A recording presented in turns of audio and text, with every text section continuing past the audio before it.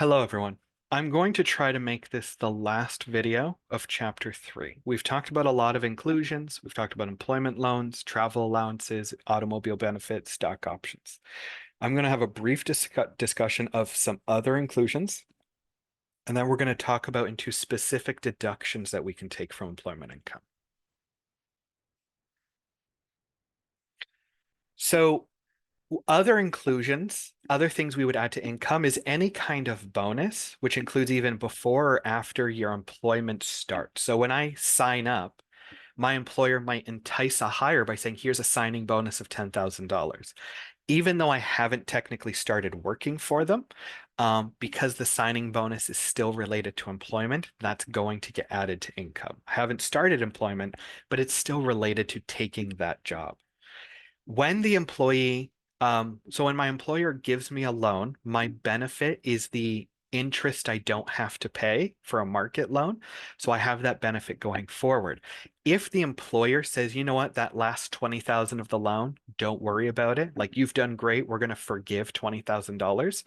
That's money I don't have to pay back. That's saving me $20,000. That is an income benefit. It's going to be added to my income inclusions. Individuals include in our employment income based on a cash basis when amounts are given to us. So let's say so if I work in December, but I'm not paid until January of 2026, that income is going to be included in 2026 income because that's when it was given to me. A salary advance is the opposite of that. Let's say it's Christmas time. I go to my boss and say, can I get a salary advance so I can buy some gifts? They pay me money in December that I'm not going to work off until I get to January. That salary advance is going to be added to my December income because that's when it was received. The housing loss reimbursement is a small subject, but it will come up in your assignment or quizzes. When you take a job that requires you to move, moving on short notice means you might have to do a lower price on your house. So I might lose money on my house. I paid 500,000 for it, but to sell it on short notice, I need to sell it for 475. I need to put a discount on it. So an employer might recognize that and say, okay, if you lose any money on your house, we will pay back the loss. So if I paid 500 and I sold it for 475, that $25,000 difference, that employer's gonna cover it for me. So how much of that loss reimbursement is taxable? The first $1,500 is not taxable. It's saved. So hold on, so they gave me $25,000. The first 15,000 is tax-free. So I'm only worried about the remaining 10. Everything that's left, half of it is non-taxable. So divided by 2 or multiply it by 50%, $5,000 is included in income. So I save the first 15,000 and I save half of everything on top. So if they gave me $70,000, I protect $15,000. I don't have to add that to income. 55,000, and then I can protect times 0.5, and I can protect another half. So they gave me $70,000, but 27,500 will be added to income. So the remaining 27,500 plus 15,000. So the remaining $42,500 that I was able to get from them tax-free. So of the 70,000, 42.5 was non-taxable, 27.5 was taxable. So that's the thing about the housing loss reimbursement. How much of that reimbursement do we not have to report? Well, we don't report 15,000 and we don't report half of the excess. Okay. Now that we're done talking about those other inclusions, what about specific deductions? Can I deduct certain amounts from my employment? There are allowable employment expenses. There's no expenses allowed unless specifically mentioned in Income Tax Act Section 8. Expenses are available to only certain types of employees. Numerous conditions can apply. So there's standard employees, people who make salary or wages, and then there's commission employees, salespeople who work off commissions often have additional expenses related to meeting with and wooing customers. They might take them to dinner, they might take them to a show, maybe they have to travel to a customer location. So commission employees get additional expenses that a regular employee wouldn't. Payroll withholdings like CPP, EI, and income taxes are not employment expenses. They do not deduct from your income. If your income is $80,000, those deductions from your paycheck will get treated as regards of like some tax credits or the taxes deducted get applied against your balance. But you still have to report $80,000. So they paid me 80, I had deductions. I only walked away with $62,000, but my income's still 80,000. So the textbook after page 225 has a rundown of the various expenses. You can read those in detail if you'd like.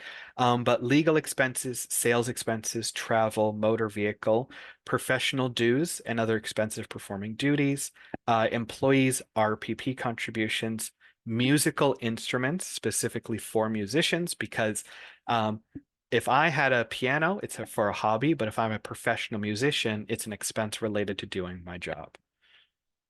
There's additional expenses.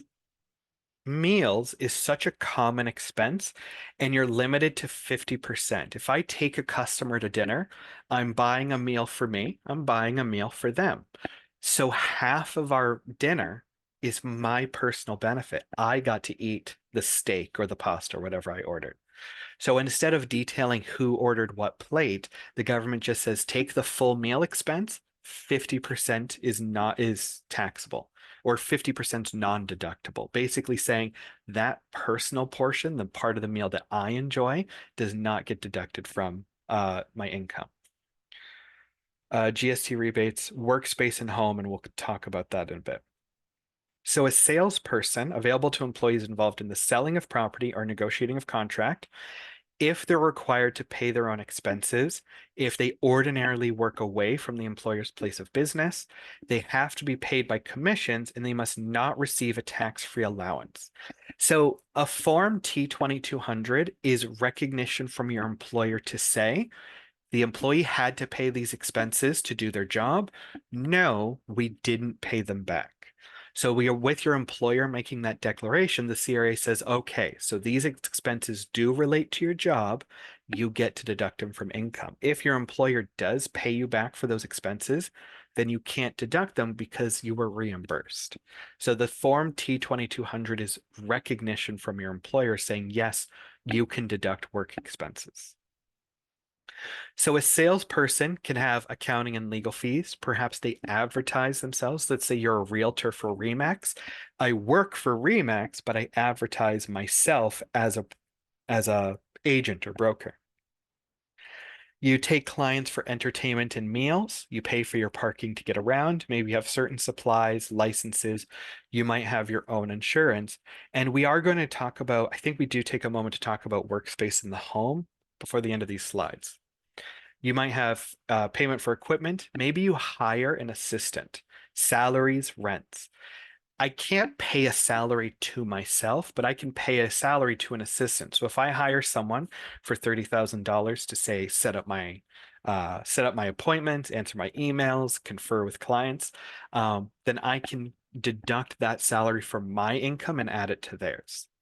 Transportation, motor vehicle costs, cell phones, training expenses. So this is a lot of expenses that a regular employee probably wouldn't get because they are expected to work at the employer's location, use their equipment. So they probably wouldn't get the least cost for equipment. A regular employee can't hire an assistant, so I wouldn't deduct salaries.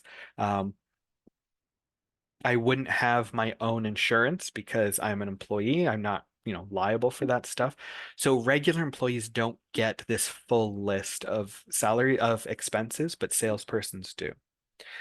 Now, the thing about salesperson expenses is expenses can't exceed the commission income. Your receiving of commission income is what allows you to deduct them.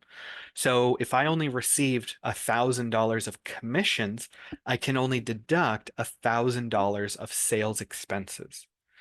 So you can't use Income Tax Act Section 8(1)(h) or 1(h)(1) for expenses that exceed commission income. It's emphasizing this subparagraph H and H.1 because those are the two sections that denote commission expenses. I think F identifies regular employment expenses. So you must choose between whether you're going to use regular employment or those salesperson expenses. So why would we pick? Because if it's regular employment expenses, it's not limited to commission income. If I want to use commission income, I get more expenses, but I have that limitation. So if my regular travel expenses are more than my commissions, then I'd want to use F, apply expenses as a general employee. But let's say I have lots of varied expenses and lots of commission, well, then I'd want to use H. I'm not worried about the limitation. I want to get as many deductions. So those are the options there. Do I go into this? I just want to go right to the exercise to get the point across. So 182.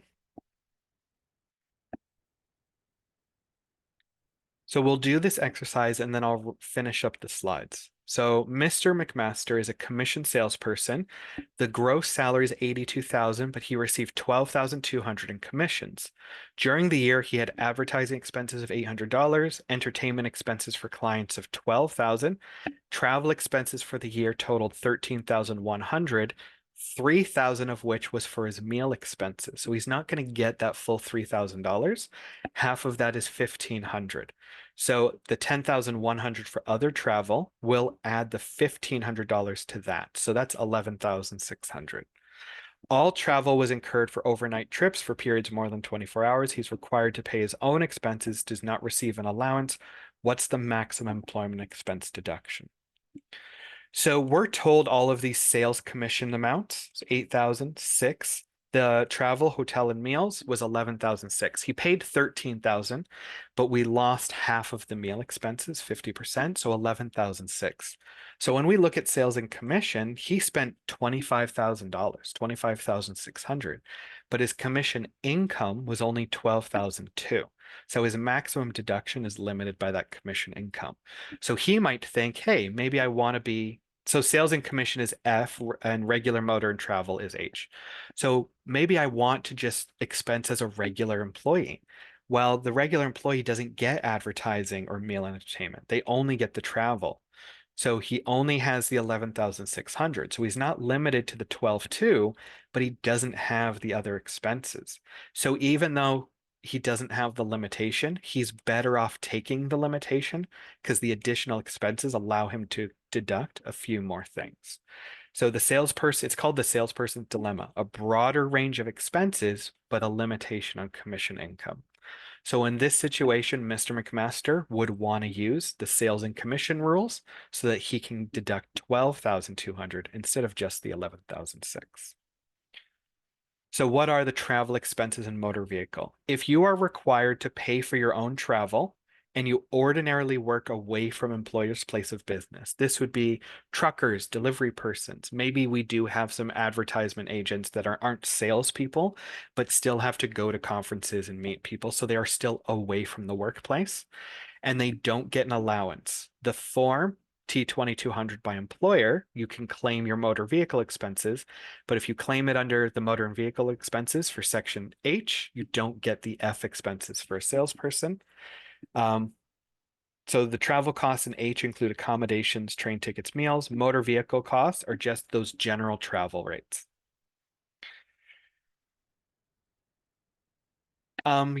So what does employment expenses include? So if your boss signs a T2200, an employee can deduct their union or professional dues from their income. They might have office rent. This was really big during COVID when everyone had to work from home. Because you have to work from home, you might have office expenses related to the house. You can have salary to assistant, but the employee becomes employer in an employment relationship. So if you have an assistant, you can only deduct those expenses if the person specifically works for you. You are somehow their employer.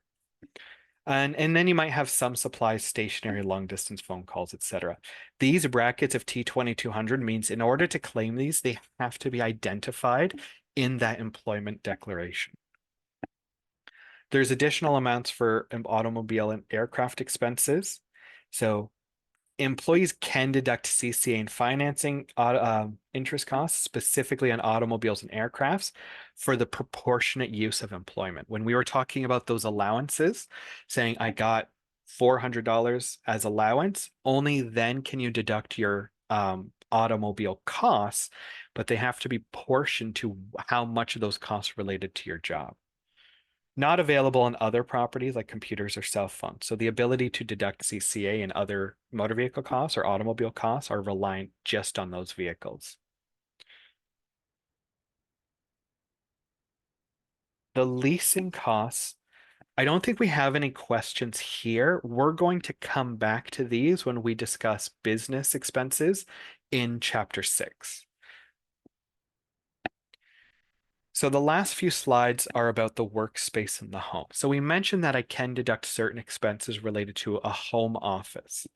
So space where individual principally more than half the time performs duty for employment, or space used exclusively to produce income.